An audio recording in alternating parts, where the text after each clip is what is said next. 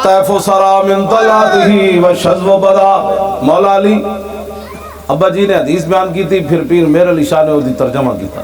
الطیف سرا من طلعته والشذب بدا من وفرته فسکرت ہنا من نظرته. نینا دیا فوجاں جت چڑیاں.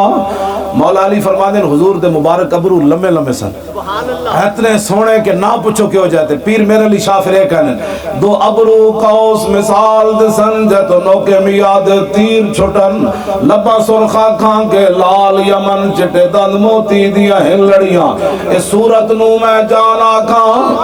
مولا علی فرماتے ہیں جنہیں ویکھیا تے پھر کہ اے اللہ دے رسولن تے جدوں قریب آیا تے پھر کہن تے مجبور ہو گیا نہ کوئی ہویا نہ کوئی ہو. سبحان اللہ. اس صورت نو میں جانا کھان جانان کے جانے جہانا کھان سچ آکھاں تے رب دی شانا کھان جس شان تو شانہ سب بڑیاں. یہ صورت ہے بے صورت تھی بے صورت ظاہر صورت تھی بے رنگ دے سے اس مورت تھی وچ وحدت پھٹیاں جد گھڑیاں.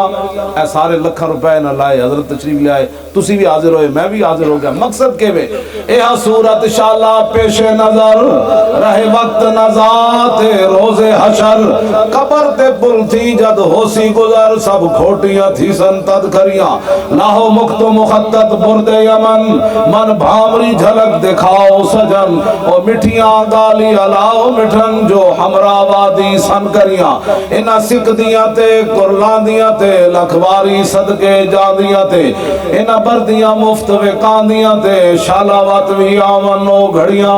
مولوی ہوئے تو بندہ پیر میر علی شاہ جائے ورنہ بندہ جلہ ہی والے. ہاں جی کم از کم حضور دے بارے تو گل کوئی نہیں نہ کرے گا. میں نے آج تے پیر صاحب پھر کی فرما دیں سبحان اللہ ما اجملکا ما احسنکا ما اکملکا. پیر صاحب فرما دیں نہ پوچھ کی میں بیان کر بس ہو گئی. سبحان اللہ ما اجملکا ما احسنکا ما اکملکا.